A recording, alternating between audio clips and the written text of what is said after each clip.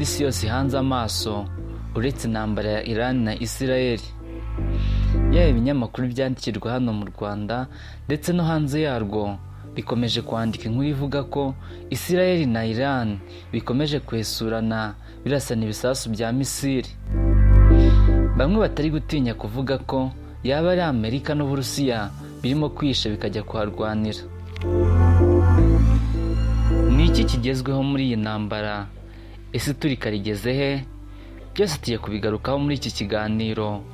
Wowe mushya kuri uyu muyoboro wacu wa YouTube, kora subscribe, muhaye ikaze. Iran na Israel bikomeje kurasanaho. Inyuma y'aho ingabo za Israel zikoresheje indege za gisirikare na drones zikarasa mu bice bitandukanye bya Iran, cyane mu mujyi wa Tehran no mu nkengero zawo. Byabaye kuwa gatanu mu masaha y'igitondo, hakaba haraguyemo abasirikare bakuru ndetse bikangiza n'ahantu hakorerwaga ibisasu bya kirimbuzi. Muri icyo gitero Israel yakoresheje indege z'intambara zirenga 200 na drones 100. Yarashe inganda zakorerwagamo ibisasu bya nucleaire, inganda zatunganyaga misile zikomeye, ibirindiro bya gisirikare ndetse n'inzu z'abayobozi bakuru b'igisirikare. Ibice byibasiwe birimo uruganda rwa Natanz rutunganya ubutare bwa uranium ari nabwo bukoreshwa mu gukora intwaro, ndetse n'utundi duce twa Tehran. Ibinyamakuru byo muri Iran byatangaje ko umuyobozi mukuru w'ingabo zidasanzwe za revolution ya Iran, Hussein Salami, yishwe mu gitero cya Israel. Akaba yari umwe mu bakomeye mu gisirikare ndetse akaba n'umwizerwa nimero ya mbere y'umuyobozi w'ikirenga wa Iran. Undi wishwe ni Major General Muhammad, wari umugaba mukuru w'ingabo, na Major General Gurmai Rashid, umwe mu bayobozi b'ingabo. Abandi bishwe barimo abahanga mu gutunganya ibisasu bya kirimbuzi ndetse n'abahanga b'abashakashatsi mu ntwaro za kirimbuzi n'ingufu za nucleaire. Iki gitero Israel yakise Operation Rising Lion. Israel yavuze ko iki gitero ari igikorwa cyo kwirinda ko Iran yakora intwaro za kirimbuzi. Ambasaderi wa Israel mu Rwanda yabwiye igihe ko igitero Israel yagabye kuri Iran ari amahitamo ya nyuma, kandi ko yabikoze mu rwego rwo kwirwanaho. Yasobanuye ko ibitero byayo byagabwe gusa ku bikorwa bya gisirikare ndetse n'iby'ingufu kirimbuzi, ko bitagamije kwibasira abasivile. Ati Israel ifite uburenganzira bwo kwirwanaho, bityo yakoze igikorwa cyo kwirwanaho nk'amahitamo ya nyuma, ihamye intego kandi ibikorana imbaraga. Iran yahise itangaza ko igomba kwihorera, maze guhera ku mugoroba wo kuwa gatanu yohereza drones 100 zitagira abapilote ku butaka bwa Israel. Nubwo inyinshi zasandariye mu kirere zihanuwe n'ubwirinzi bwa Israel.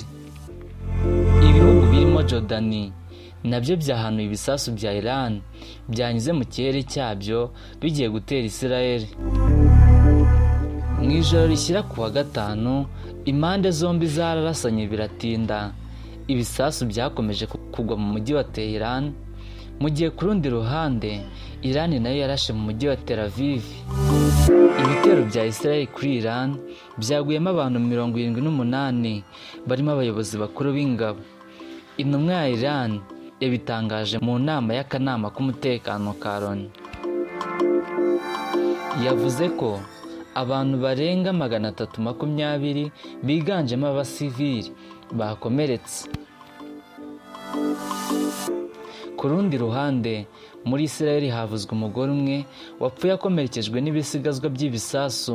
Abandi 7 bakomeretse, n'imibare ikomeje kuzamuka kuko hari ibitangazamakuru bimwe byavuze ko hamaze gukomereka muri Israel barenga 30. Perezida Trump yatangaje ko Israel yari yaramenyesheje mbere Amerika iby'ibitero byayo kuri Iran. Aya magambo afite byinshi asobanuye kuri iyi ntambara, kuko Iran yahise ivuga ko ibihugu byose bishyigikiye Israel bizagerwaho n'ingaruka. Trump ati twari tubizi byose kandi twagerageje gufasha Iran ngo idaseba cyangwa igapfa burundu.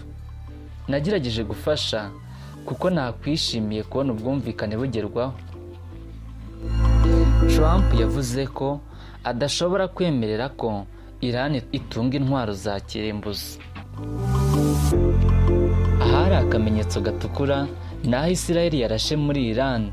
Iran yarashe ku birindiro by'ingabo za Isirayeli.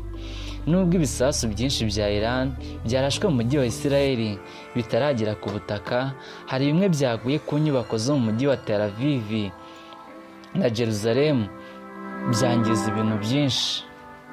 Hamwe mu hantu bivuga ko harashwe na Iran ni ahakorera ingabo za Isirayeli. Abanyamakuru bahageze bavuga ko inyubako yose yasenywe ndetse ko ibyangiritse ari byinshi. Habarwa nibura ibisasu 150 byarashwe na Iran kuri Isirayeli mu ijoro ryo kuwa gatanu rishyira kuwa gatandatu. Ntabwo bigamije gusenya inyubako zisanzwe, ahubwo ni iza gisirikare. Iri kwifashisha intwaro hamwe n'iza Amerika zihanura ibisasu.